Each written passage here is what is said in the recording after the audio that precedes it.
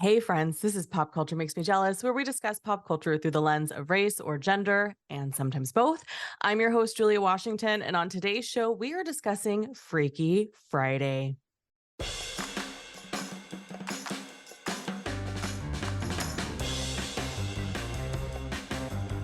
There are two Freaky Fridays worth mentioning. The first one was released in Google said 1976, but all the reviews said 1977, so I don't know what's happening there. And it stars Jodie Foster and Barbara Harris. The second was released in 2003 and stars Lindsay Lohan and Jamie Lee Curtis. But before we get into it, let me introduce you to my guest.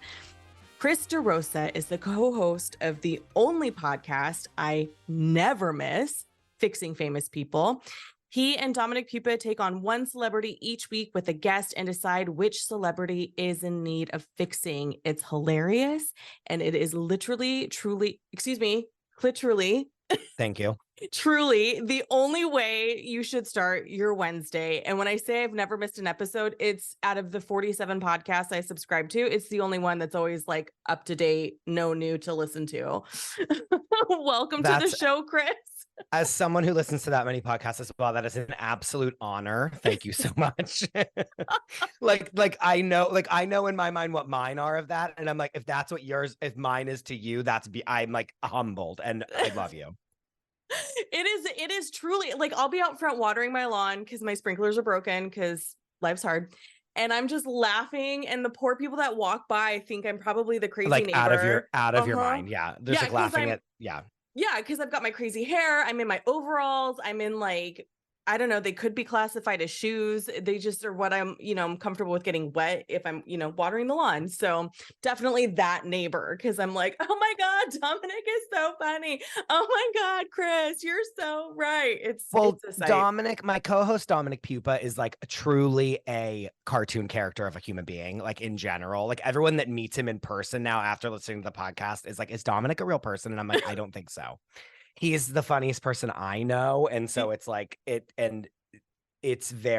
have so much fun. It is like the best podcast. You've been a guest fixing Rachel Dolezal, which was a heavy lift. And I'm not sure we were successful. I don't think we were at all. Help. We weren't at all, but it's sometimes you are and sometimes you're not. You know what I mean? It's like everything can't be fixed. So also true, but you guys together is like really a delight. And I think I told you this, like your dynamic is so fun. Sometimes you listen to shows that have a co-host situation and you're just like, okay, this feels like an act. But with the two of you, it like you really do feel the friendship coming through the airwaves. And I love that. Well, it's funny because it's like we didn't really know each other that well before doing the podcast. Like we did know each other, but we were not best friends. Like we joke about basically like we've been in a room together like 10 times before and then started doing this. And I said, and now like other than my boyfriend and your husband, like you're the person I talk to the most. And he's like, same, like other than my husband that I've been married to for 12 years, like you're the person that I speak to the most about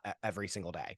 Oh, I kind of love that though. Right? You guys are so cute. I mean, not like cute in the condescending way. Like yeah. No, I know what you mean. It's okay, funny. But no, it's thank you for the kind words. And like as you know, the door's open. Come back. The minute you have another person to fix, let's do it. I'm ready. It's so hard. It is hard. It's like who? And there's so many. There's so many. There's too many. Like there's too many people. And like people come to us all the time and they're like, what about this person? And I'm like, I don't even know if I have the mental capacity to like talk about this person yet. You know what I mean? It's like there's some people are throwing out big names and I'm like, I don't know if we can cover that in one episode, you know? Right. Yeah. Right. I did love your Succession episode. I thought that was really good. And then I loved the Ellen DeGeneres episode. Everyone's loving the Ellen episode. I knew that it would be one that would be an easy one to do since it was such a public like downfall for her. But people were really liking us like going through her career, I feel. And although it's like not one of the sillier episodes, like I always want me and Dominic to be like snorting laughing. But I feel less pressure to have that be every episode because people have been like, Ellen was more of like a three people that are really into television talking about television, and people really responded well to that. And so we're really like, it doesn't have to be me and Dominic doing like the 3-ring circus every episode, you know? Right. And I really also liked your Charles and Camilla one. Like that one was like with the podcast legend Kristen Meinzer, an American hero, as I call her. The best. She's the best. It was so much fun. It was gold. Okay, so let's get into what Google has to say about both versions, because we gotta, everyone Googles. We have to ask the Google. So for the 77 version, this is what Google has to say. Annabelle Andrews and her mother Ellen don't always see eye to eye. After a particularly frustrating argument on Friday the 13th, the two simultaneously wish they could switch places, and suddenly their wish is granted. Each discovers how difficult it is to be in the other's shoes, with Ellen causing chaos at Annabelle's school and Annabelle unable to deal with her mother's domestic duties. The two learn a lot about themselves and their relationship in the process. I can't believe it's Jodie Foster. Yes, and this, I think this might have actually been my first introduction to Jodie Foster, because like 70s Disney was also a thing on rotation in our house. And there's people, it's also just like there's people that you're like, oh yeah, Jodie Foster, we think of like Silence of the Lambs. And it's like, right. Well, no wonder she was so good in that movie, and it was able to be like one of the most beautiful portrayals of anything ever, because like she's been an actor her entire life. You know what I mean? Life. It's like she was like a child acting in this movie, and then that's why like she was able to like be Clarice in Silence of the Lambs. You know what I mean? At the time of its release, Roger Ebert called this film predictable but fun and gave it 2.5 stars. And we know how we feel about Roger Ebert on this show. He's not our favorite. You know, the other thing, and like not to just slam every critic ever, but like let things be what they are. Like it's a Disney movie. Like, of course it's predictable. It's for children. Right. You fucking idiot. Right. And I swear on this program. Yes, like, we are like, pro swearing. Like, yeah, like it is predictable because you're an adult man and this is aimed at children in the 70s. Like, you idiot. The 2003 version Google summary is this. Single mother Teresa Coleman and her teenage daughter Anna couldn't be more different, and it is driving them both insane. After receiving cryptic fortunes at a Chinese restaurant, the two wake up the next day to discover that they have somehow switched bodies. Unable to switch back, they are forced to masquerade as one another until a solution can be found. In the process, they develop a new sense of respect and understanding for one another. Again, 27 years later, our favorite misogynist who reviews movies, Roger Ebert, gave this film 3 stars and said this movie delivers scenes we can anticipate, but with more charm and wit than we expect. So essentially the same critique of the first one, but different. I don't know. I mean, like, I was gonna like have a whole thing, but I was like, what's the point? Yeah, he's like, dead. So yeah, he's dead. No, true. Like, rot, bitch. But like, it's just so like. I don't like when people that clearly are not like represented in this movie then are like, I don't know why this movie needed to exist. And it's like, or like, just like, are that, and it's like, well, because it's not about you for once in your fucking life. Right. You know what I mean? And I always go into things being like, what is the audience of this movie? Like, let me think of how they, like, what would they think of this? Like, when we went to the Barbie movie, I was like, I had heard like many people were like, oh, this is a movie like for us 30-year-olds that grew up on Barbie. Like, it's not for a child. Like, correct. So know that it's an adult film. And I'm like, okay, like, got it. Like, whereas if I would have went in and been like, this is for 10-year-olds and we're just doing it because we're idiots. And it's like, no, that's actually catering. It's actually catering to 30-something millennials. Yeah. And that's like the point of what the movie is, which is like its own whole problem that I can go into of like being infantilized by the entire, by our society, even though I'm 33 years old now and like, should own a home and have all these things, but like will never. So they just keep being like, remember the toys you played with? And I'm like, like the Power Rangers. Like, and then that's why I will rent for the rest of my life until I die. But yeah. I understand. Okay, so Roger Ebert can say what he wants, but like the Chris DeRosa review is like, this is a stellar movie. Yeah, so the thing that I have an issue with Roger Ebert is that in critics in general, and I have a friend, we kind of talk about how like critics need to sit in a movie theater with the intended audience, because I think that would change the way that they feel about the film. Because oh, very true. Had I, like, going back to your Barbie reference, like the first time I saw it, because I saw it 3 times, I went with my best friend and a bunch of kids. The kids were bored out of their mind. Yeah, they were like, what the fuck is this movie? Yeah. My best friend and I were like, this is the best movie ever. You were like pissing your pants. This is for us. And the second time I went alone, and the crowd that was in the theater the second time was exactly the crowd you want to see a movie with. cheering in all the right places. Yeah. Everyone's laughing. It just felt so good. And I feel like if more critics had that experience rather than like an early screening or what have you, I think that reviews would change slightly because it's so good. Like, I love being in a theater when everybody's into the movie. Like, it feels so good. And like, even if the joke isn't that funny, when you know it's supposed to be a joke and you're in real life in a theater, whether that be on Broadway or not, you know what I mean? That'd be like a theater as in like people performing on stage for you, right? Or a movie. Like, you just laugh because it's like, that's what you're supposed to do. Yeah. Do you know what I mean? Like, when I go see Yeah. a Broadway show, people come up to me and they're like, they're like, your laugh is so funny. Like, I laughed because you laughed. Like, there's so many people that said, like, people have come up to my boyfriend and been like, I loved watching this show, but like through your eyes, they told him. Because we like, we'll just like laugh hysterically about nothing. Like, it doesn't even need to be that funny. And we're like on the floor. Because we're like, it's like, why not? Like, why not be like, let it be funny? Yep. And that's the whole part of the experience too, I think. Like, it just makes such a big difference. Yeah. But getting back to Freaky Friday, I want to talk about the first time you saw this film. Like, let's kick it off there and what your overall impression was. I don't think I saw this in theaters. I don't like, I would have been 13 years old whenever it came out. I want to say I didn't see it in theaters, but my sister had the DVD. So we watched it like a lot whenever we'd be like on a road trip or like going to the beach with my family, you know what I mean? Or like on like a I don't know, like a snow day, you know what I mean? Like we watched, like we had the DVD in the house. So like I'd have seen it before, but I've watched it more regularly as an adult because my boyfriend's mother, it's quite literally her favorite movie, like of all time. Anything Jamie Lee Curtis is in, like Jamie Lee Curtis is basically like Angelina Jolie to my boyfriend's mother. I love that. Christmas with the Cranks. Like favorite holiday movie. Yeah. Freaky Friday. Like I've watched this movie with her like 5 times. And every time she's like, this is everything about this movie is my favorite thing. Like, she loves it because it's like easy to watch. It's about like a mother-daughter relationship. It's like funny. Like when they run at each other and try to like jump back into their bodies and like hit into each other, she's on the floor. Like, she's dead. Like, you know what I mean? Like, she's like dying laughing. Yeah. And we're like having the best time and like laughing at it. And like anything Jamie Lee Curtis is in, it's like her favorite thing. Like, she even watched like Halloween Ends, which she like doesn't watch. I don't think she's ever seen like the original Halloween movie or like any of the other, but she's watched it because she saw the previews and was like, I need to see this. Like, give me your Peacock account so I can watch Halloween Ends just because Jamie Lee Curtis is in it. And she like does not like violence or blood or like any kind of scary movie at all. So like, but she like is a Jamie Lee Curtis like ultimate super stan, so she like had to watch it. I love that about her. How can we make sure that she gets like some kind of like thing from Jamie Lee Curtis? I like have thought like if I ever became like a huge celebrity, like that would be a thing I would like do if I like had a reality show, would be like make Jamie Lee Curtis like show up at my house and like like his mom would like just truly pass out and die from like happiness. And you'd be the favorite. Like, that would just end it. Yeah. I already am the favorite, but yeah.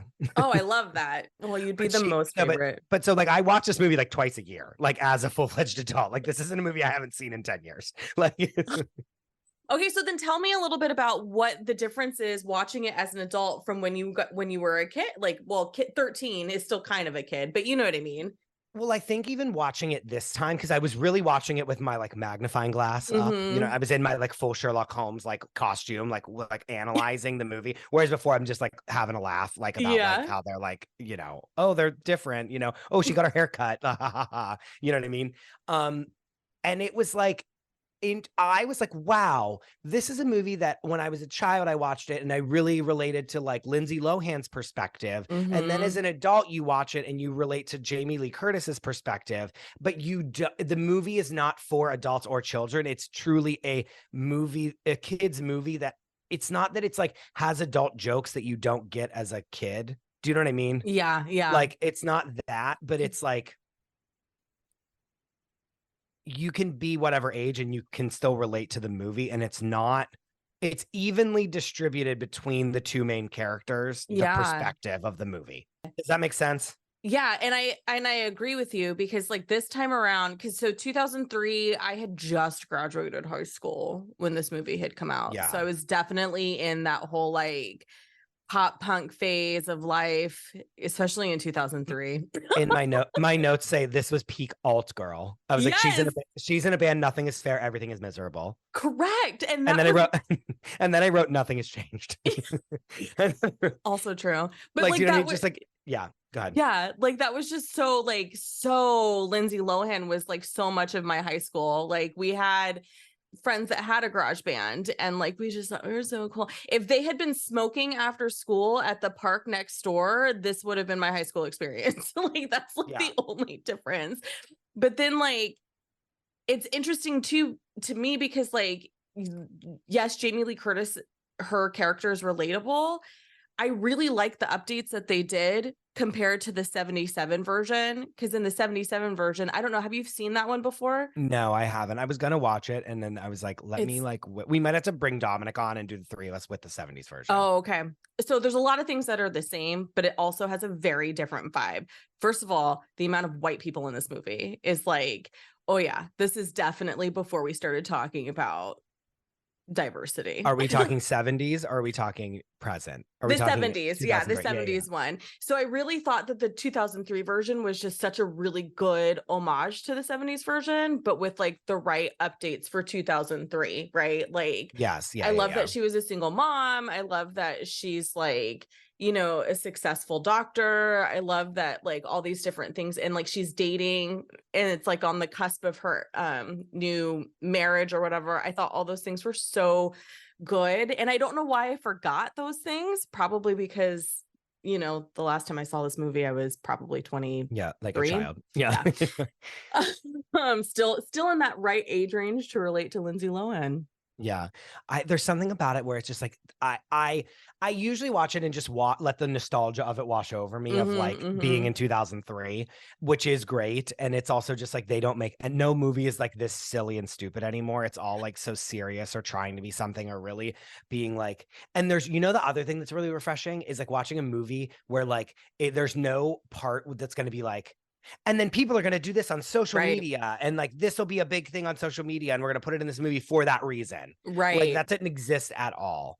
And I like you see none of that in this movie. And it's like, whereas like every movie nowadays, I feel like there's like a scene where it's like, this is just going to be on everyone's TikTok. You know what I mean? Yeah. Well, yeah, we're seeing that happen with the Barbie movie. Like, yeah, it's just that's that's what the whole movie, the point of the whole movie is basically. Yeah, you know what a friend I mean? of It's to mine like be a meme for everyone. Yeah, and then my friend of mine was like, "Oh, we should be Barbies for Halloween," and I was like, "Oh, Warner Brothers is so thrilled that you just said that, because that was the point." Mattel is raking in money hand over fist. Yep. Like hand over fist of like the dumb ass shit that they're putting Barbie on, and people are just buying it just to have it to go to the movie for. Yeah. You know what I mean? Like, yeah.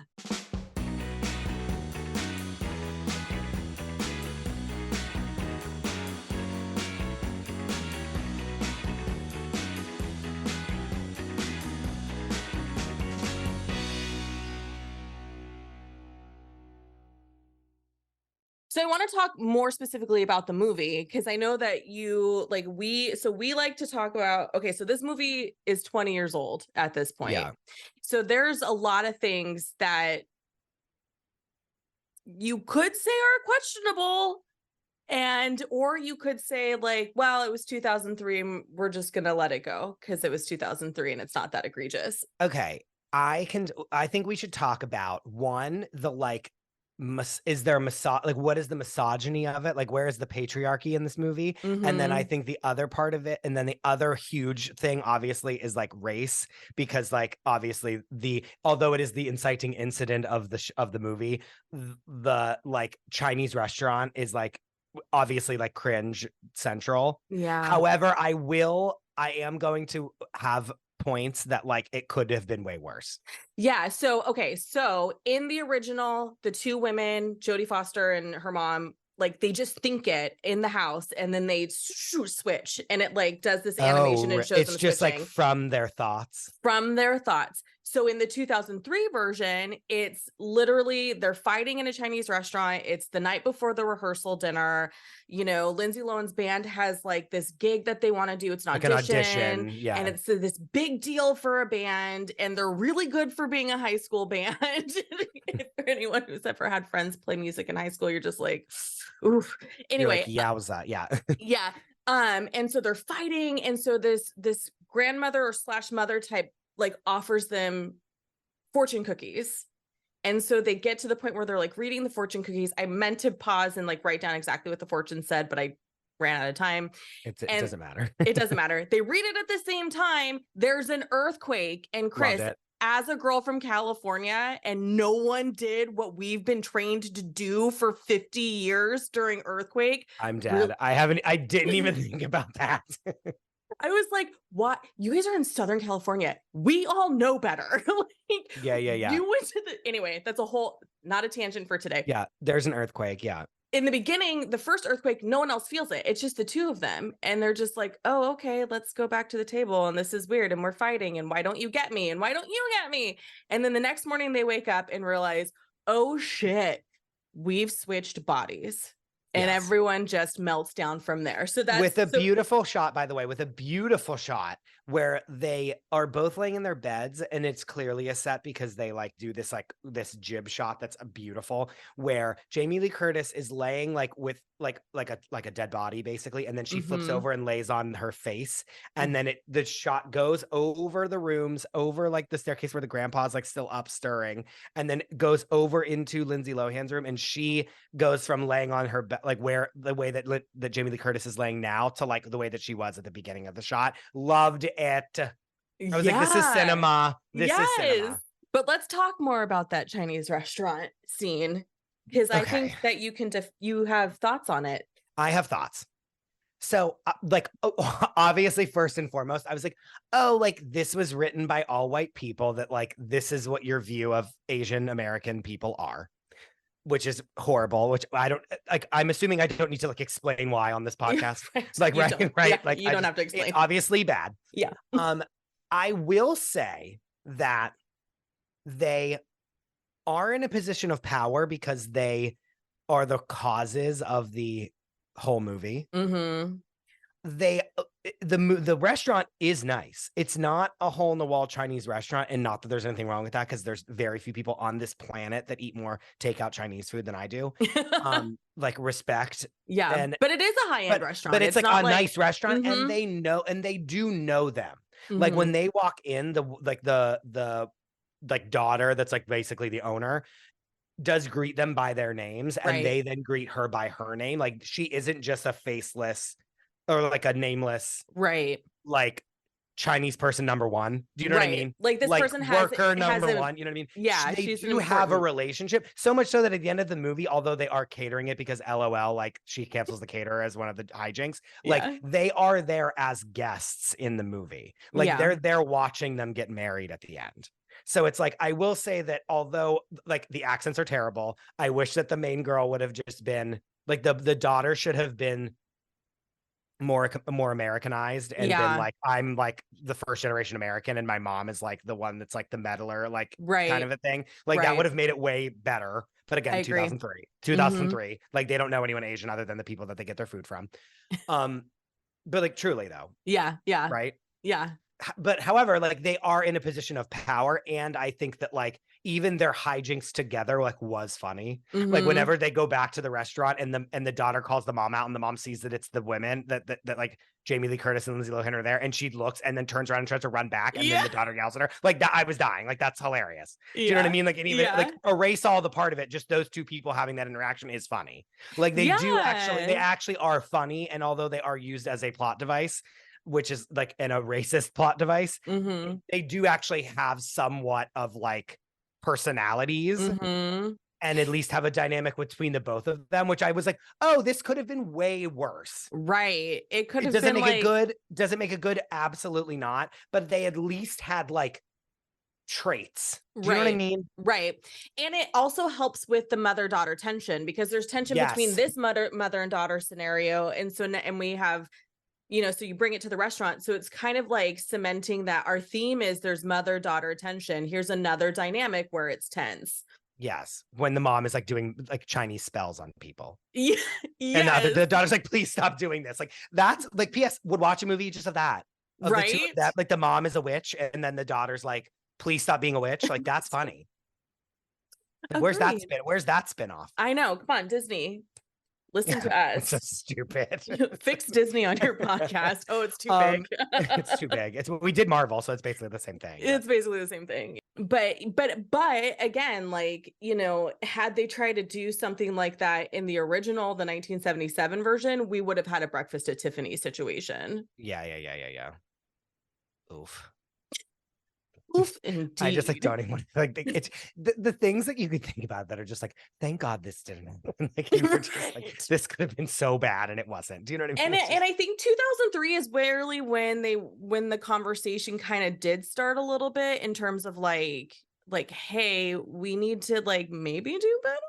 But it wasn't as big. I don't think so. I think it still was way later than that. You think so? Like I think they'd made this movie like, and they were like, this is so like these people are great. Like I think they thought this was like amazing. Whereas like we're still like, oh my God, like cringe central. But like then once I like step back and think about it, I'm like, okay, this is like it could have been way worse, but it still is like they have like offensive Chinese accents. Like, and I say Chinese as in like what we think of as white Americans as like a Chinese accent that like isn't how anyone actually talks. Do you know what I mean? Like it's like that is like what it is. Like it still is bad. I'm trying like I hope people aren't like, oh my God, what the fuck is this person talking about? No, it's needed to not be in the movie and it needed to be way better. But like it is like I don't know. It just could have been way worse. Yeah. That's our conclusion. It could have been way worse, and we're glad it wasn't. Yes. So I do want to talk a little bit about Jamie Lee Curtis's performance because I thought she was so good. I watched both of them and I was like, this is a beautiful film. I love them being each other. I don't know what, like, we don't have films like this anymore. No, absolutely not. I'm pissing myself. Like when my boyfriend's mother, who by the way is like immigrated to America, like English is like her third language, like you know what I mean? It's her second language, but she, you know what I mean? She doesn't like, I'm not watching Inception with her. She's like, what the fuck is this? Like they're in each other's dreams. Like this is fucking stupid. Like she would be like, what is this movie? Like, why am I watching this? Do you know what I mean? Like she wants like funny and like relatable and like, and she's like, when Jamie Lee Curtis is like sticking her tongue out at the sun, like she's dying. Like it truly is like so funny. And it's not like a caricature of a 13 or 15-year-old. I felt like this really is like she's doing such a good job at playing a 15-year-old that it feels like you're 15. Yes. If that makes sense. Yes. Yeah. Like, so A.O. Scott from the New York Times, who we do love on this show, because he is a little bit more kind, less misogynistic than Roger Ebert. He described her performance as a marvel, said she does all the necessary slouching, grimacing, and gesticulating, of course, but there is a verve and conviction here that is downright breathtaking, especially in her scenes with Chad Michael Murray. And I was like, that's a hard agree for me. That's a hard agree. Because she did so Michael Murray was like she did so well that I was so watching it now. I was so uncomfortable watching the two of them be together. Yeah. Like, do you know what I mean? Like, I was like, ooh, this is disgusting. But like, I should feel that it's disgusting. Do you know what I mean? But also, like they're connecting, and it's so and it's so good. He even said that it's a shame that she won't even be considered for an Oscar because this film is like not prestigious enough. Of course not. Yeah. What are we? Like, right. And I was like, it is a shame she wasn't considered, because her performance is so incredible. Like, it's so believable to go from this buttoned up doctor to like this grungy alt teen back to like an understanding mother. I loved it. I loved it. And also like playing a different character. Like, do you know what I mean? I love that it's them then playing each other's character, then playing themselves. Like, it's so, and like what that other person would think they would say. Yes. Do you know what I mean? Like, it's so good. And like, I'm sorry, Lindsay Lohan's a great actor. Yes. I was going to say that, like, because we already knew she could do the double thing because of Parent Trap. Yeah. Like, she's like, this is a walk in the park for her. So funny. I wrote down, Freaky Friday crawled so Lady Bird could run. This truly is a movie about a mother and a daughter's relationship, and that's it. Oh my God, Chris, you're so right. Period. Oh my God. Okay, now not to be like 1, 2, 3 back to me, make it about my life, but like 2003, they both take place in 2003. Lady Bird is a 2003. Wait, are you serious? Yeah. I wasn't even, wow. Wait, are you serious? Yes. Lady Bird takes place in 2003. She graduates high school in 2003. I didn't even know that. That's crazy that I said that I didn't even know that. Yeah, I love that. And then here's where I go to the 1, 2, 3 back to me part. Like, because again, I graduated high school in 2002. So like Lady Bird wrecked me. Yeah, no, you are Lady Bird. Yeah. You're like, yeah, it's like a knife to the heart, I'm sure. Yeah, because Sacramento's not that far from here. Oh yeah, you live there. You basically live there. Oh my God. I didn't even think about that. I'm dying that I made this reference because you're like, you mean like my life story in a film? All of it was just like, fuck, Greta Gerwig, are we the same person? Like, how the hell did you get into my soul? Yeah. Anyway, back to the fact that these were both in 2003. But tell me that's not, but like the one thing I like, if we want to lead into like the misogyny of the whole thing, like I want to say like there isn't much of it in the movie. I agree. It's actually really good. And like Mark Harmon, I don't know, when did NCIS start? In the early 2000s. You know, I was Googling years throughout this whole thing. Like I was like, did rumors come out yet when this movie was out? Like, because he's on the original, right? 2003. 2003. Yeah. I mean, he's the main character of the movie. I mean, he's a billionaire, right? Because there's spin-offs too, right? Yeah. There's like the NCIS because he's not on the one with LL Cool J, right?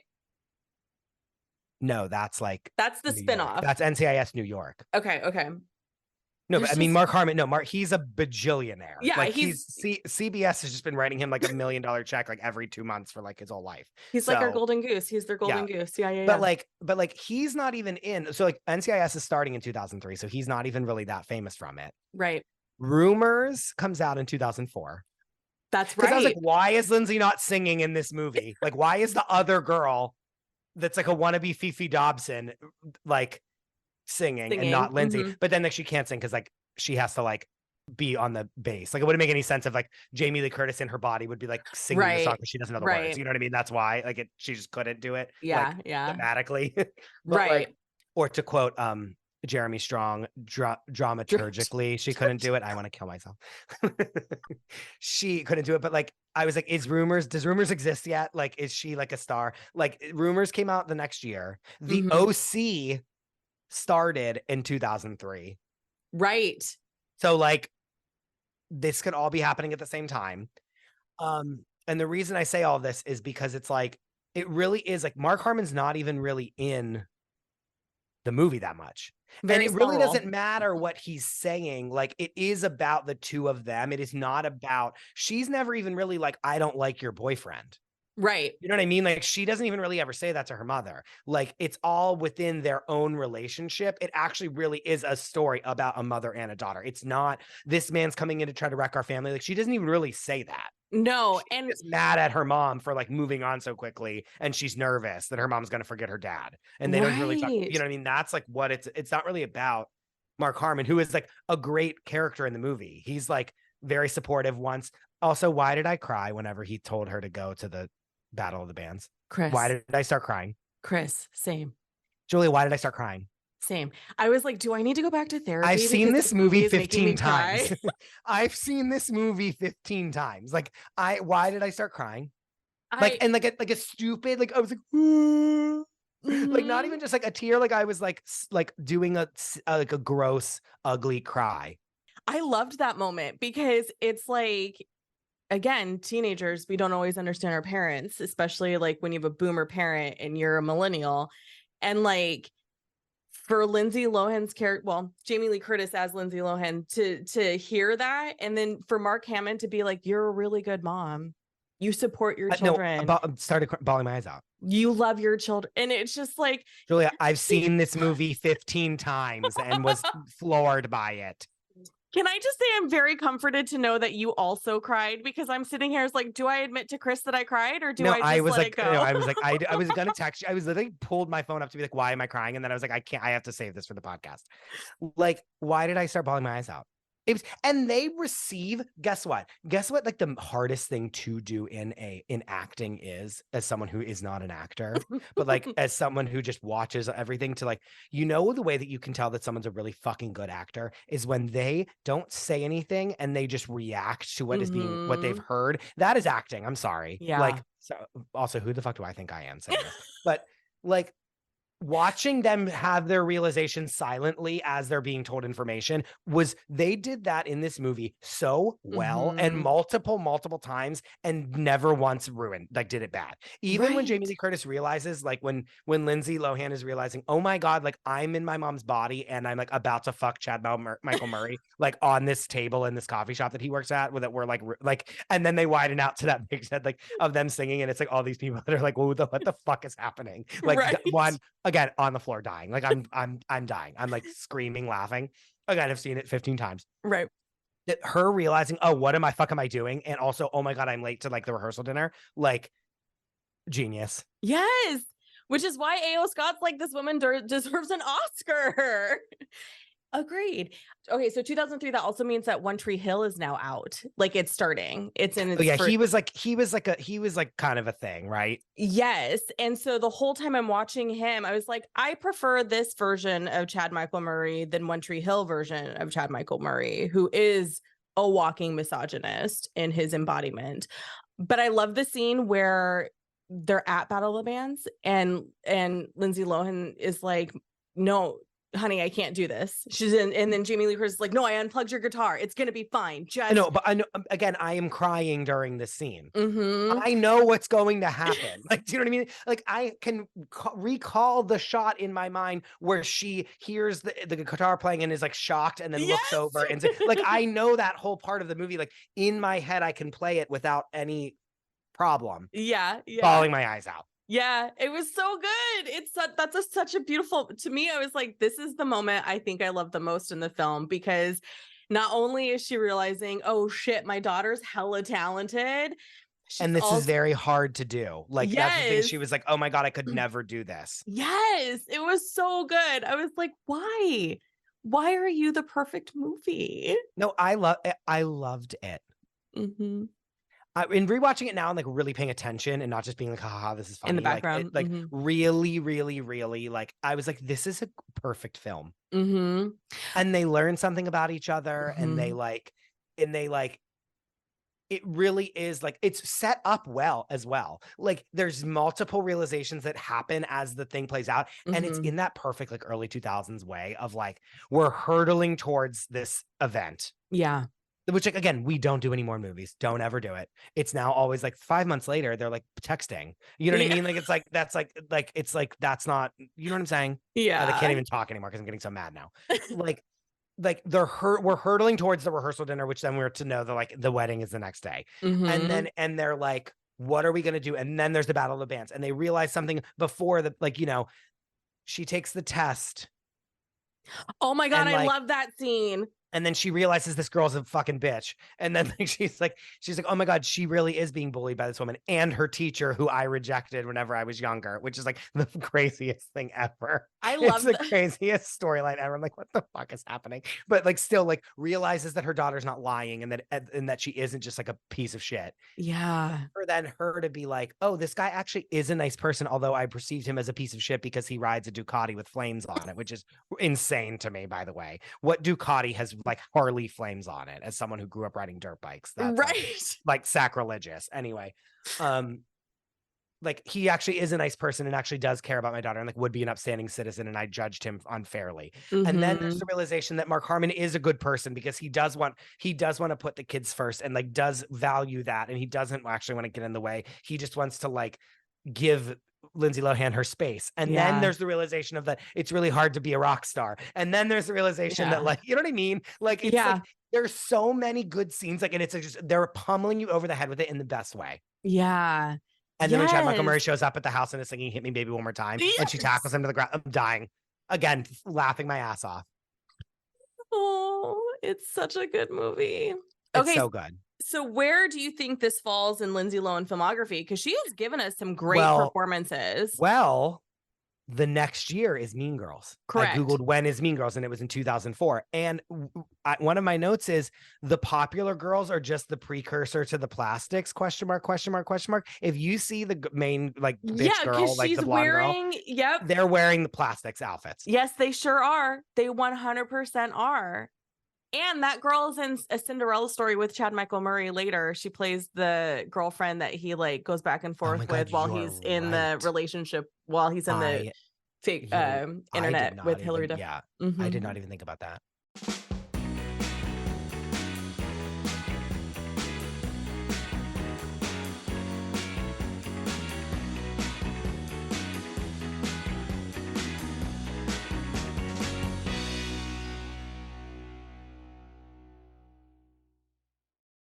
But truth be told, like looking back on the movie, like there really isn't, there's not even like, I don't know, like I don't have that many problems with it. I agree. And I think especially for me in this phase of life with like, oh, should I be dating? That means that my grown ass child will have a step parent, but it's not really a step parent at this point because he's in college. And just seeing how beautifully Mark Hamill handles. Oh wait, I didn't even think about that. Can we talk about that? Like what is that? How did you feel watching that? Because it really is a thing about like, it really is a thing of him being like, no, I'm not like up everyone's fucking asshole because like I want you guys to all just like fucking chill. Yeah. And he understands motherhood. Like to me, it's like because we see so many in real life, we see so many stories where men are like, I should be first. And I think when you do marry somebody and choose to have children, centering your relationship over the children is important for a lasting marriage. But when you're coming into where there's already children that exist, you have to find that balance because those kids, you and those kids have only gone through, you and those kids. Like I dated somebody one time who was like, oh, I just feel like you and your son are like war survivors. And at that phase, when he had said it to me, it's like, well, yeah, we kind of were because we just went through hell. So it's like you have to find that balance of like not breaking that dynamic, but then also not also being a part of the family too. Like how do you, and that whole term of being blended should be true as opposed to just like, because I hate it when people are like, oh, I have bonus kids, oh, we're a blended family, but it's like you hate your stepkids, like stop saying you're blended. Like you're not blended. You're not like blending at just all. Because you're in a fucking juicer together doesn't mean you're blended. Exactly. So to see this guy who has no ego come in and just be like, and also it's to our knowledge has no kids of his own. To our knowledge has no kids. To say like you're a great mom and then to acknowledge that that's like one of the things that he loves about her, like that's the dream. It's beautiful. Can we have that IRL? Yeah. Like can anyone yeah. And like wait, okay, you know what we have gone this entire time without even speaking about is the little son who like every single scene of like one like great acting, like did great. And the grandpa like just being senile and like not knowing what anything is. It's just like one heartbreaking, but also funny. But also funny, yeah. But like the son just giving the best reactions to everything was like such a good part of the movie as well. Cause it really, he really did show the like older sister, little brother dynamic where they're fighting so much.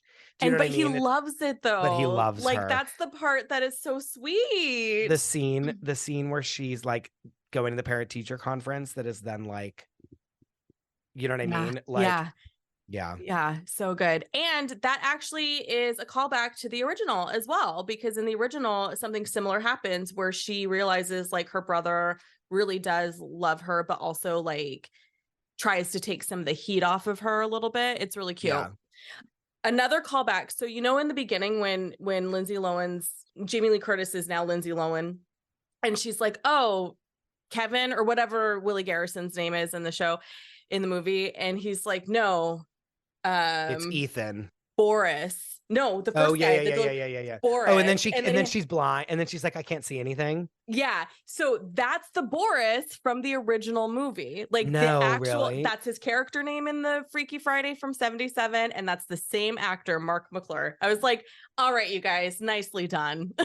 Wait, that's so good. Wait, Yeah. that's so funny. Yeah. Because I was like, wait a minute, that looks like the grown-up version of Boris. And then IMDb confirmed. It, and then, yeah. The thing that this really did was like there was something for everyone, and it wasn't like marketed that way, but it was like it really is told from both of their perspectives, and I could watch this with my mom and we would both walk away from it with like great things. Do you know what I'm saying? And that I don't see that anymore. Do you know what I mean? It's really like, again, the Barbie movie, but it's really for me, a 33-year-old man. You know what I mean? Like it's not for like my mom or like a child. Do you know what I mean? Like, but it's like this was a movie that actually really was, although it was a Disney movie, it actually was like it was for both of those. It was for Jamie Lee Curtis and Lindsay Lohan, but then it wasn't told from just one of their perspectives. And whereas like, so the original feels very much like the message is being a woman is hard, as opposed to this one just feels like it is more about that,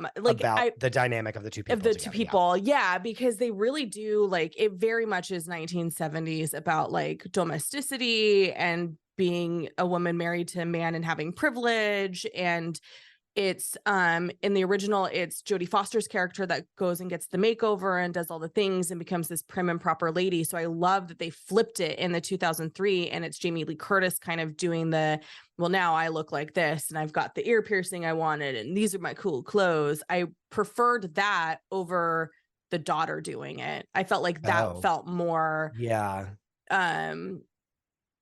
not authentic, but more believable, I guess. But also like Lindsay Lohan's character would go and like get her mom made over. You know what I mean? Versus being like, because she like hates that her mom is like so like drab. Yes. And I love that dynamic where she's like, can you like goth up your outfit or all, like whatever. Yeah. Like, she's like, no, she goes, I'll drab up. And then she goes, okay, she says, I'll grunge up. Yes. Whenever they're like, you're not dressed this, like, why are you dressed the way that, okay, so I Googled the dress. Pants are so comfy or whatever. They're so cute. Yeah. Wait, khaki pants are never cute. Sorry, go ahead. I Googled Jamie Lee Curtis Freaky Friday dress, and did you know that it is a Diane von Furstenberg dress? And there's a huge hole in like the middle of it, like below the like where the cleavage would be, and that they clearly like sewed up, or they did like a custom version of it for the movie, because if that hole is not there, it would be way too risque. Like for but there's like, it is a Diane von Furstenberg dress. Oh, I kind of love that. Isn't that funny? She just was everywhere in the early 2000s too. Diane Furstenberg, like she was in The Hills. Like that's where Whitney had her freaking internship when she moved to New York. She's in an episode of Gossip Girl. Yeah. Did we hit all your bullet points? Yeah, I'm done. My list is over. Okay. Other than like, again, like why is Chad Michael Murray stalking Jamie Lee Curtis? True. So Natalie and I have been covering One Tree Hill, and it's like it's refreshing to see him as this character compared to Lucas Scott, because Lucas Scott is a terrible person, and I'm cranky that like he would be seen as the hero of that show because he's trash. Can I tell you, I've literally never seen not one frame of One Tree Hill ever. I feel like that's okay. I hadn't either until Natalie was like, we're covering this. I know it's like something that like is like a core like value of many people's like TV lives, but like I never watched it. I had never seen it until we started doing this. So, and because again, 2003 was the year that that was the year I was the hottest. And so I was definitely living what we now call hot girl life. yeah. Like you weren't like sitting at home clicking through channels. No, except for to come back and, Tuesday nights for Gilmore Girls, but that's a whole separate. Yeah. So in conclusion, we love this movie. Loved it. It holds up. It holds up, and it's like would it be a 2003 movie if there wasn't like a really racist part of it that it's like very horrible that you're like, I wish this wouldn't have happened? I mean, You know, like not to yeah. make light of it at all, but like I was really like going to be like, I know this is going to be the part that we're going to be really upset about. And it could have been like, I don't know. Am I just like defending racism basically on this podcast? Like kind of, I which is mean, mean, but I mean, it's a hard one too, because then it's like, well, you can't that whole conversation of like, do we current era lens on previous stuff? Like, how does that work? And a lot of people really struggle with that because they're like, no, we have to look at it this way. And I'm like, but do we though? Because like my parents. And it's not even like, I don't know. There's a part of it where it's like, I would be sad if like, because I think that it's a triumph in so many ways that it would be sad if we were like, we can never watch this again because of that. Right. Because of that element of it. Right. Exactly. Versus many other ones that I'm like, no, we don't need to see this anymore. Right. What do you think the chances are of them doing another remake? They're doing it. Are they? Did I miss that memo? No, they like have said that they're doing like a Freaky Friday 2. Wait, hold on. Let me look it up. Not with Lindsay Lohan and Jamie Lee Curtis, though. Yeah. What? Freaky Friday 2 in the works with Lindsay Lohan, Jamie Lee Curtis. The duo starred in the 2003 body swap comedy from Disney. This is from The Hollywood Reporter. Maybe you've heard of it. Yes. Lohan and Curtis are expected to reprise their roles as a mother and daughter who wake up one Friday and find they have swapped bodies. Elise Hollander is penning the script for the sequel. Freaky Friday was based on this novel, blah, blah. They give the whole like what the old one is. Curtis told the New York Times in a retrospective of the 2003 film that she continued to get questions about a Freaky Friday sequel while promoting her 2022 horror film Halloween Ends. Something really touched a chord. When I came back, I called my friends at Disney and said, I feel like there's a movie to be made, said Curtis. The potential Freaky Friday sequel would mark a return to studio filmmaking for Lohan, who in the 2000s was among the biggest, youngest stars of the era. In recent years, she has been making something of a career comeback with a 2-picture deal at Netflix that included the rom-com Falling for Christmas. Mm-hmm. Jamie and I are both open to that, so we're leaving it in the hands that be. We would only make something that people would absolutely adore. I should hope so. Yeah, but no, I mean, like they haven't even written like they're based. She's like writing it now, so like it's years away. But they like both were like, let's do it. I kind of love that. I would love it. And recently, like the other day, Jamie Lee Curtis was like, "I'm a Hollywood grandma." She kept she like said because of this movie, right? You know what I mean? Like she was like, "I'm like so happy for Lindsay because she had her baby." Yeah, like makes me feel like really happy that they like at least are like affectionate with each other. Friendly, mm-hmm, like at least like have warm thoughts about each other. Yeah. What do you think needs to be in the sequel? Like, what's your absolute must-haves? I don't know. Because that would make Lindsay, so depending on what year they want to set it in, if it's just like current era, so Lindsay's 35 in real life? Yeah, like maybe I think she's a little older than that. I think 36 she's 38. Maybe. Oh, 38. Oh, maybe. I don't know. I could be wrong. She's somewhere between. She's like 30s. She's in her 30s. She's a young mother. Mm-hmm. And Jamie Lee Curtis is a grandmother, and they're fighting over the baby, the way they're bringing up the baby, or something like that. Maybe that could be it. Okay. Because they have to switch bodies again. One of the things what I won't have is like them not be the Freaky Friday. Right. Duo. It can't be Lindsay Lohan and her teenage daughter. Like that's just absolutely too wild. No. Like we need it.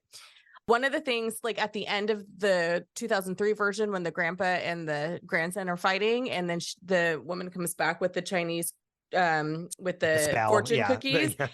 So at the end of the 77 version, it's the dad and the son who are fighting. Like, I don't want you to, why don't you understand me? And the mom's like, don't do it. You don't want it. That's how it ends. So it left it open for there to be like a sequel about the men, which obviously never happened.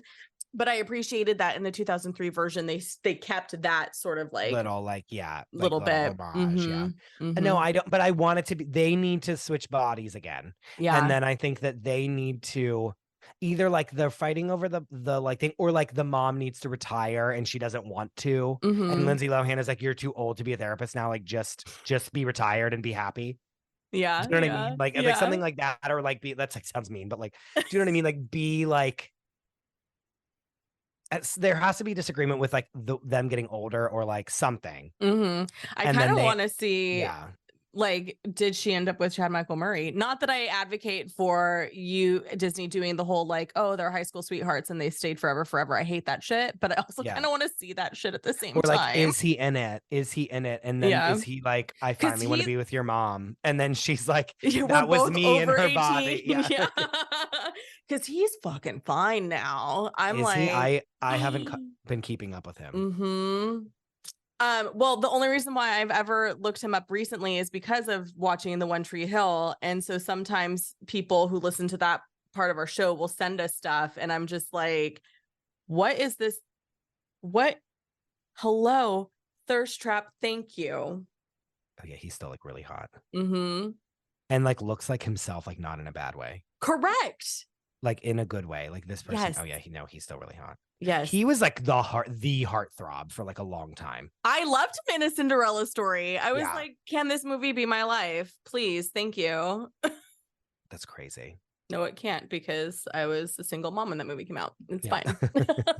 But yeah, okay, what do you want the sequel to be? This is gonna be dumb and I hate myself for it, but I do really want Lindsay Lohan to be married to Chad Michael Murray. I want that. I want the little brother to come back. I want him to have a little bit more of a bigger role. Because he was just kind of there and he was great. He did a great job. The actor was, really, that child actor was very good and he was super cute. I'd like to see him as a grown-up, and I'd like to see him create more hijinks and sort of like, why does this feel familiar? Like, what happened to mom and sister? Or is the mom like is the mom like Oprah now? Like, is she like a huge like a star? What the fuck is her name? The speaker, Brene Brown. Brown. Is she like a Brene Brown? And then what's her name has to go give like a keynote speech, and it's Lindsay Lohan in her body. Like that's you know what I mean? Like, are they famous now? And then it's like a thing. I don't know. Because Lindsay Lohan's her band was super successful, and she's now like a rock star touring the world. Even I would love to see that. And they're like two famous mother-daughter. You know what I'm saying? And it's like all these assistants, because it's higher stakes and it's like now, and it's like hide from the assistants. Yes. Oh, that's okay. I need to wait. They said who the woman was that's writing the script in that Hollywood Reporter article. I just need to message her and be like, this is what it needs to be. This is what we I'm just going to take this into our own hands and tell her what this movie should be. This is what we want. This is what the people want. We promise. Oh my gosh, Chris, thank you so much for coming on the show today. I think everybody needs to just, once they're done listening to this episode, go and listen to every episode of Fixing Famous People, because Chris and Dominic are so much fun and the laughing is aplenty. And who doesn't need a good laugh right now? Because the world is garbage. Yeah, it really is. Thank you so much for having me. This was so fun. I'm glad that I cried today. It's just been a whirlwind, but this movie was so great. You are so great. I love your podcast. Thank you for having me. Thank you. Can you please tell all of our people, our friends at home, where they can find you if they want to keep up with you and support your work? They can find me at the DeRosa on Instagram and Threads, even though I don't really go on Threads at all, and I don't go on Twitter/X now that it's called that. So like we could do a whole episode just on that. And you can find my show at Fixing Famous People on Instagram, and you can find it anywhere you find podcasts.